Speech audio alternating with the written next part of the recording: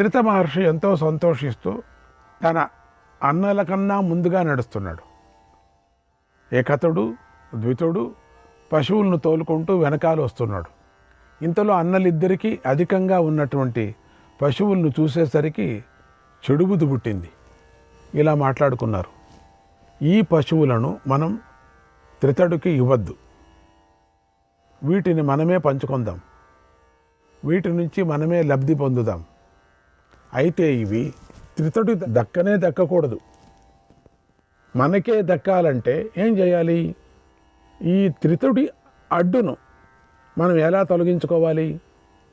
వీడు పోతే మనకు బాగుంటుంది, ఇన్ని ధనం, ఇంత డబ్బులు, ఇవన్నీ పశువులు, ఇవన్నీ మనకు కలుగుతాయి, మనం ఇద్దరం పంచుకోవచ్చు. ఏం చేస్తే ఇవన్నీ మన వశమైపోతాయి అని అంతా వారు ఆలోచించారు. ఆ పశు సంపదను చూసి వారిలో ఆశ బాగా పెరిగిపోయింది. పశువులను తోలుతూ దూరంగా ఉన్నటువంటి త్రితుడిని చూస్తూ ఏకతుడు ద్వితుడు బాగా మాట్లాడుకున్నారు, ఆలోచనలు చేశారు. ఈ పశువుల మూలంగా ధనం ఎంత వస్తుందో ఊహించుకొని బాగా లెక్కలు వేసుకున్నారు. మళ్ళీ ఆ పాపాత్ములు ఇలా ఒకరితో ఒకరు మాట్లాడుకున్నారు. ఈ త్రితుడికి నోట్లో చదువు ముక్క ఉంది, మనకేమో అంతంత మాత్రంగా ఉంది. కర్మలు ఎలా చేయించాలో కూడా మాకు బాగా తెలుసు, అది మనకు రాదు, వాడికి తెలుసు. ఎక్కడ చెంబు తీసి పెట్టాలో తెలియదు, సమయానుకూలంగా పూలు వేయాలో అక్షతలు వేయాలో తెలియదు. ఇవన్నీ మన త్రితుడికి బాగా వచ్చు. మనకు క్రియ తెలియదు, మంత్రాలు వస్తే ఏం ప్రయోజనం? క్రియ తెలియదు. క్రియతో పాటు మంత్రాలతో పాటు క్రియ రెండు ఉండాలా? అయ్యో, త్రితుడు యాగం చేశాడంటే తిరుగులేదు. అతడు నేర్పరి, వేదాలను బాగా చదువుకున్నాడు. అందుచేత ఇలాంటి ఆవులను ఇతడెన్నిటినో సులభంగా సంపాదించేస్తాడు, ఇందులో సందేహమే లేదు. అతడికి ఇక శక్తి ఉంది, ఇంకా బాగా సమర్థత వేరే ఉంది. కనుక మనం ఈ ఆవులను తోలుకొని పోదాం. త్రితుడు ఇష్టం వచ్చిన చోటుకి పోతాడులే, మనం వాడి గురించి పట్టించుకోనక్కర్లేదు అనుకున్నారు. ఆ రాత్రి సమయంలో వారు పశువులతో ప్రయాణం చేస్తున్నారు. ఇంతలో వారికి దారిలో ఒక భయంకరమైన తోడేలు కనిపించింది. అప్పుడు వారు సరస్వతీ నదీ తీరాన ఉన్నారు. వారు వెళుతున్న దారిలోనే ఒక పెద్ద బావి ఉంది. త్రితుడు అన్నలిద్దరి కంటే ముందుగా వస్తున్నాడు. ఎదురుగా కొంచెం దూరంలో త్రితుడికి తోడేలు కనిపించింది. త్రితుడు ఎంతో భయపడ్డాడు, వేగంగా పరిగెత్తాడు. అప్పుడు త్రితుడు పరిగెత్తుతున్నటువంటి దారిలోనే పెద్ద బావి ఉంది. ఆ బావి సకల భూతాలకు భయంకరమైంది, మహాఘోరమైంది, అగాధమైనది. అలాంటి బావిలోకి త్రితుడు డబ్బున పడిపోయాడు. అన్నల కోసం బావి లోపల నుంచి గట్టిగా అరిచాడు. ఆ అరుపులను అన్నలు విన్నారు కూడా. తమ్ముడు బావిలో పడ్డాడని తెలుసుకున్నారు. ఇంతలో మరో పక్క ఉన్నటువంటి తోడేలు భయంకరంగా అరిచింది. దానికి వారు భయపడ్డారు. ఒక పక్క బావిలో పడ్డ త్రితుడు అరుస్తున్నాడు. ఆ అరుపులు విన్నవారు త్రితుడిని పట్టించుకోలేదు. కొద్దిగానే ఉన్న నీటిలో దుమ్ము కొట్టుకొని ఉన్నటువంటి ఆ బావిలోనే త్రితుడిని విడిచి ఆవులను తోలుకుంటూ వెళ్ళిపోయారు. ఇంతలో త్రితుడు చుట్టూ చూశాడు. తాను బావిలో పడ్డాడని గ్రహించాడు. ఆ బావి లతలు గడ్డితో బాగా దట్టంగా ఆవరించబడింది. దాన్ని చూసి త్రిత మహర్షికి మరణ భయం పుట్టింది. ఏమైతానో తెలీదు. ఆహా, నేను యజ్ఞాలు చేశానే కానీ సోమపానాన్ని చేయలేకపోయాను, అందుచేత ఇక్కడే సోమపానం చేస్తాను అనుకున్నాడు. బుద్ధితో బాగా ఆలోచించాడు. అప్పుడు త్రిత మహర్షికి అక్కడ బావిలో వ్రేలాడుతున్నటువంటి ఒక చక్కని లత అదృష్టం కొద్దీ కనిపించింది. వెంటనే త్రితుడు ఆ లతనే సోమంగా భావించాడు. అంటే యజ్ఞంలో కొన్ని సోమపానం అంటే అనేకమైనటువంటి మూలికలు, ఆ మూలికల యొక్క రసమే సోమపానం అంటారు. అంటే అప్పుడు ఆ నక్షత్రంలోనే, అటువంటి నక్షత్రంలోనే తీసుకొచ్చి ఆ తీగలంతా వేసి ఆ తీగలన్నీ పిండాల, దాన్ని సోమపానం అంటారు. అంతేగాని మనమంతా సోమపానం అంటే చాలామంది తప్పు తెలుసుకున్నారు. చాలా అవి కాదు, ఆ ఔషధులతో సంబంధించినటువంటి తీగలతో ఆ నక్షత్రంలోనే దాన్ని సంపాదన చేస్తారు ఆ అడవికి వెళ్ళి. అందుకని అంత శక్తి దాంట్లో ఉంటుంది సోమపానం. అక్కడే బావిలో వేలాడుతున్నటువంటి ఒక చక్కని లత అదృష్టం కొద్దీ కనిపించింది. వెంటనే ఆ త్రిత్రుడు ఆ లతనే సోమంగా భావించాడు. బాగుంది. తక్షణమే రుక్కులను, యజస్సులను, సామలను మనసులో భావించాడు. చిన్న చిన్న రాళ్లనే దానిని నూరటానికి సాధనాలుగా చేసుకున్నాడు. ఆ లత నుండే రసాన్ని తీశాడు. అక్కడ ఉన్న కొద్ది నీటినే ఆజ్యంగా భావించాడు. హోమం ప్రారంభించాడు. దేవతలకు కూడా అందులో భాగం కల్పించాడు. ఇంతలో సోమరసాన్ని పూర్తిగా తయారు చేశాడు. ఆహుతులను ఇస్తూ మంత్రాలను పెద్దగా చదివాడు. ఆ శబ్దం మంత్రశక్తి వల్ల స్వర్గం దాకా వినిపించింది. బ్రహ్మవేత్తలు చెప్పిన విధంగానే అక్కడ త్రితరుడు చక్కగా యజ్ఞం చేశాడు. ఆ యజ్ఞంతో స్వర్గలోకం కలత చెందింది. దానికి కారణం మాత్రం దేవతలకు తెలియలేదు ఏమిటిది అని. కానీ దేవగురువు అయినటువంటి బృహస్పతికి మాత్రం తెలిసింది. ఆయన భీకరమైన ధ్వనులు విన్నాడు. వెంటనే దేవతలందరితోనూ ఇలా అన్నాడు, ఓ దేవతలారా, త్రితమహర్షి యజ్ఞం చేస్తున్నాడు. ఇప్పుడు మనము యజ్ఞం చూడటానికి వెళదాం రండి. ఈ యజ్ఞానికి మనం తప్పకుండా వెళ్ళాలి, వెళ్ళి తీరాలి. తప్పించుకోవాలని చూస్తే వారికి ఎవరెవరు అనుకుంటారో పెద్ద ప్రమాదం కలుగుతుంది. త్రితస్య వర్తతే యజ్ఞ తత్ర గచ్చా మహేసురాగ. ఆ మహాతపస్వి కనుక కోపిస్తే ప్రత్యేకించి ఇతర దేవతలను కూడా సృష్టిస్తాడు. ఆయనంత శక్తి ఉంది ఆయనకి, కనుక పదండి అన్నాడు. దేవతలు దేవగురువు మాటలు విని వెంటనే బావి దగ్గరకు వెళ్ళారు. బావిలో యజ్ఞం చేస్తున్న త్రితమహర్షిని చూశారు. ఆ మహర్షి పరమ తేజస్సుతో వెలిగిపోతున్నాడు. దేవతలు ఆ మహర్షితో, ఓ మహాత్మా, నీ యజ్ఞానికి మేము సంతోషించాం. మహాత్మా, మేము చాలా సంతోషించి మా భాగాలను మేమే అందుకోవాలని స్వయంగా ఇక్కడికి వచ్చాం అన్నారు. అప్పుడు త్రితమహర్షి ఇలా అన్నాడు, ఓ దేవతలారా, నన్ను చూడండి, నేను ఎక్కడ ఉన్నానో గమనించండి. ఇది ఘోరమైన బావి, ఇందులో నేను స్పృహ తప్పి పడిపోయాను అని చెప్పి త్రితమహర్షి యథావిధిగా దేవతలను పూజించాడు. మంత్రసహితంగా వారి వారి యాగభాగాలను వారికి ఇచ్చాడు. దేవతలు ఆ భాగాలను పుచ్చుకొని ఎంతో ఆనందించారు. త్రితమహర్షికి కోరుకున్న వరాలను ఇవ్వాలనుకొని వరం కోరుకోమన్నారు. అప్పుడు ఆ మహర్షి దేవతలతో, ఓ దేవతలారా, నన్ను ఈ బావి నుండి కాపాడండి. అలాగే ఆ కూపంలో నీటిని తాకిన వారికి సోమపాన ఫలము లభించేలాగా వరాన్ని ఇవ్వండి అని కోరాడు. దేవతలు ఆ వరాన్ని త్రితమహర్షికి ప్రసాదించారు. తర్వాత అక్కడ ఉన్నటువంటి సరస్వతీ నది అలలతో ఉప్పొంగింది. బావిలోకి నీరు చేరింది. అప్పుడు ఆ పొంగుతో త్రితమహర్షి దేవతలను పూజిస్తూ పైకి వచ్చాడు. దేవతలు మహర్షిని ఆశీర్వదించి స్వర్గానికి వెళ్ళారు. తరువాత త్రితరుడు ఎంతో ఆనందంతో తన ఇంటికి వచ్చాడు. అంటే సరస్వతి నది మొత్తం ఆ బావిలో వెళ్ళిపోయింది. అది ఇంగటానికి కూడా ఒక కారణం అయిపోయింది. అక్కడ త్రితరుడు తన సోదరులను చూసేసరికి ఆయనకు తన దివ్య జ్ఞానంతో వారు లోభంతో చేసిన పాప పని గుర్తుకొచ్చింది. వెంటనే త్రితరుడు వారిని నిందిస్తూ త్రితరుడు శాపించాడు, మీరు పశువుల మీద లోభంతో నన్ను విడిచి పారిపోయారు.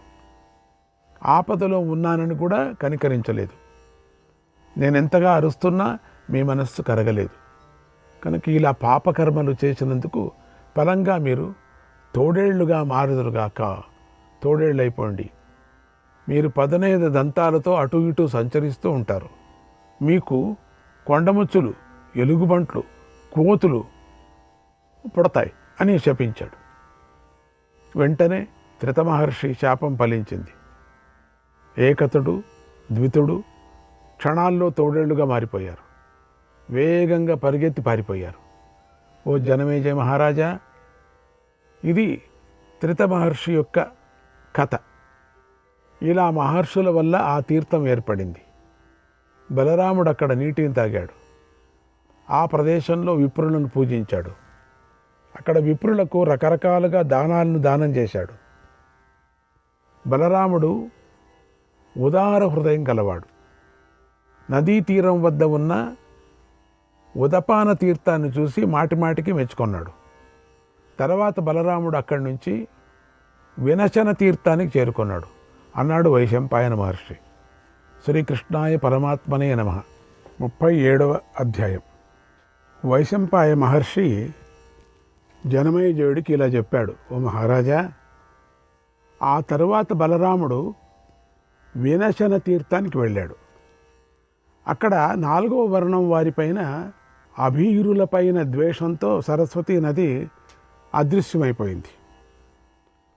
అంటే అప్పుడే ఏదో ద్వేషంతో, ఏదో ఋషుల మీద ఉండే ద్వేషంతో అది మాయమైపోయింది. అందువల్ల ఋషులు ఎప్పుడూ ఆ ప్రదేశాన్ని వినశన అంటారు. బలరాముడు అక్కడ ఉన్నటువంటి సరస్వతీ నది నీటిని తాకాడు. అక్కడి నుండి సుభూమికా తీర్థానికి వెళ్ళాడు. అక్కడ ఎప్పుడూ అప్సరసులు అలసట లేకుండా రకరకాల ఆటలు ఆడుతూ ఉంటారు. అక్కడ ప్రతి మాసంలోనూ విప్రులు, దేవతలు, గంధర్వులు పూజిస్తూ ఉంటారు. ఆ పుణ్యతీర్థానికి ఎప్పుడు దేవతలు, గంధర్వులు, విప్రులు వస్తూనే ఉంటారు. అటువంటి తీర్థం అది. గంధర్వులు, అప్సరగణాలు కలిసి అక్కడికి వచ్చి సంచరిస్తూ ఉంటారు. దేవతలు, పితరులు అంటే వారిపై ఎప్పుడు అదే పనిగా పవిత్రమైన పూలవాన కురుస్తూ ఉంటుంది. పూల వర్షము అని చెప్తారు. సరస్వతీ తీరంలో ఉన్నటువంటి చక్కని నేల అప్సరసలకు క్రీడా వేదిక అయ్యింది. ఎందుకంటే నీళ్లు లేవు కదా, పెద్ద విశాలంగా ఉండింది. అందుకే అక్కడి ప్రాంతానికి సుభూమిక అని పేరు. బలరాముడు కొంచెం నీళ్లున్నాయిలేండి అక్కడ స్నానం చేసి విప్రులకు ధనం అక్కడ దానం చేశాడు. దివ్య గీతాన్ని, వాద్యాల ధ్వనిని విన్నాడు. దేవగంధర్వ రాక్షసుల వివిధ విగ్రహాలను చూశాడు. తర్వాత గంధర్వ తీర్థానికి వెళ్ళాడు. తపస్సంపన్నులైన విశ్వావసు మొదలైనటువంటి గంధర్వులు అక్కడ ఎంతో ఆనందాన్ని కలిగించే నృత్యాలు చేస్తారు, వాద్యాలు వాయిస్తారు, గానం చేస్తారు. అక్కడ బలరాముడు విప్రులకు గొర్రెలు, మేకలు, గాడిదలు, ఒంటెలు, బంగారం, వెండి మొదలైన రకరకాల దానాలు చేశాడు. వారికి నచ్చిన పదార్థాలు వండించాడు. వారికి ఇష్టమైన భోజనాలు కూడా పెట్టించాడు. వివిధ ధనాలతో వారిని సంతోషపెట్టి వారి ప్రశంసను పొందాడు. తర్వాత విప్రులతో కలిసి బయలుదేరి గర్గ శ్రోతస్సు అనే ప్రదేశానికి వెళ్ళాడు. చాలా బాగుంది, మంచి తీర్థాలు, పేరు వినటానికే అద్భుతంగా ఉంది. అక్కడ గర్గముని తపస్సు చేసుకుంటూ ఉన్నాడు. ఆయన తపస్సు చేత పవిత్రమైన అంతఃకరణాన్ని కలిగి ఉన్నాడు. ఆయన వృద్ధుడు. ఆయనకు కాలజ్ఞానం, కాలగతి, గ్రహ నక్షత్రాల అనుకూలత, దారుణాలు, శుభాలు అన్నీ తెలుసు, బాగా తెలుసు. సరస్వతీ నది యొక్క చక్కని తీర్థం ఆయన నివాసం. ఆయన పేరు మీద ఆ ప్రదేశానికి గర్గశ్రోతస్సు అనే పేరు ఏర్పడింది. ఋషులందరూ ఆ గర్గ మహర్షి నుంచి కాలజ్ఞానం తెలుసుకోవటం కోసం ఎప్పుడూ ఆయనను సేవిస్తూ ఉంటారు. బలరాముడు అక్కడికి వెళ్ళి పవిత్రమైన హృదయం గల మునులకు యథావిధిగా ధనాన్ని దానం చేశాడు. చక్కని ఆహారాన్ని పెట్టాడు. అక్కడి నుండి శంఖ తీర్థానికి వెళ్ళాడు. సరస్వతీ తీరం వెంబడి తీర్థయాత్ర చేస్తున్నటువంటి బలరాముడు మహాశంఖం అనే చెట్టును చూశాడు. అది మేరు పర్వతంలాగా ఉన్నతంగా ఉంది. శ్వేత పర్వతంలాగా వెలిగిపోతూ ఉంది. ఋషులు దానిని సేవిస్తూ ఉంటారు. ఆ పర్వతం మీద యక్షులు, విద్యాధరులు, అమిత బలం గల రాక్షసులు, అమిత శక్తి గల పిశాచాలు, వేల కొద్ది సిద్ధులు ఉన్నారు. ఈ పిశాచాలంటే మామూలుగా మనం అనుకునేటువంటి భయపడించే పిశాచాలు కాదవి. శాపగ్రస్తులైనటువంటి పిశాచాలు. కథలో చాలా చోట వస్తుంటాయి పిశాచాలు కూడా యుద్ధానికి వచ్చారు అని. ఈ శాపగ్రస్తులైనటువంటి ఒక పిశాచాలు. అంతేగాని ఎవరో అకాల మృత్యుంతో సచిన పిశాచాలు ఉంటారు, అది కాదు. పరేతాత్మలు పిశాచాలు కాదవి. ఇవి శాపగ్రస్తులైనటువంటి పిశాచాలు.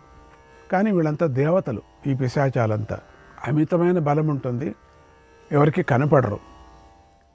వారందరూ కూడా రుచికరమైన ఆహారాన్ని విడిచి వ్రత నియమాలు పాటిస్తూ ఉంటారు. అప్పుడప్పుడు అక్కడ ఉన్నటువంటి చెట్ల నుంచి లభించే పండ్లనే తింటూ ఉంటారు. తమ నియమాల ప్రకారంగా విడివిడిగా సంచరిస్తూ ఉంటారు. మనుష్యులకు కనిపించుకోకుండా తిరుగుతూ ఉంటారు. ఇలా ఆ మహాశంఖం చెట్టు లోకంలో ప్రసిద్ధి చెంది ఉంది.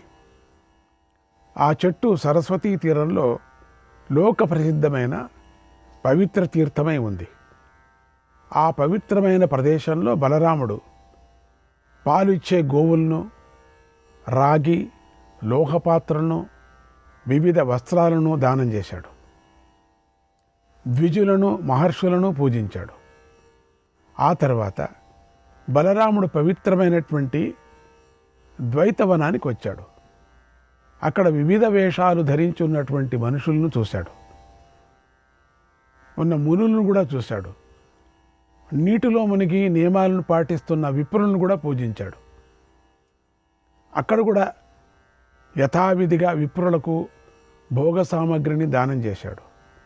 అక్కడి నుంచి సరస్వతీ నదికి దక్షిణ వైపు ఒడ్డు వైపుకు యాత్ర చేశాడు.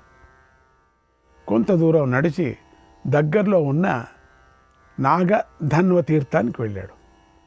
అది నాగరాజు అయినటువంటి వాసుకి యొక్క నివాసము. అక్కడ వాసుకి చుట్టూ ఎన్నో పాములు కూడా ఉంటాయి. అక్కడ ఎప్పుడు 14,000 మంది మహర్షులు నివసిస్తూ ఉంటారు. ఒకనాడు దేవతలు అక్కడికి వచ్చి వాసుకిని అంటే పాములన్నిటికీ రాజుగా అభిషేకించారు. అక్కడ పాముల వల్ల భయం లేదు. అక్కడ కూడా బలరాముడు విప్రులకు రత్నాలు దానం చేసి తూర్పు దిక్కు వైపుకు వెళ్ళాడు. అటువైపున 1,00,000 తీర్థాలు ఉన్నాయి. బలరాముడు అక్కడున్న తీర్థాల్లో స్నానం చేశాడు. అక్కడ ఉన్న మహర్షులు చెప్పినట్లుగా ఉపవాస నియమాలను కూడా పాటించాడు. చేయవలసినటువంటి దానాలు చేశాడు. అక్కడ తీర్థాలలో నివసిస్తున్నటువంటి మునులకు నమస్కారం చేశాడు. వాళ్ళు సూచించిన దారిలో మళ్ళీ తీర్థయాత్ర చేశాడు.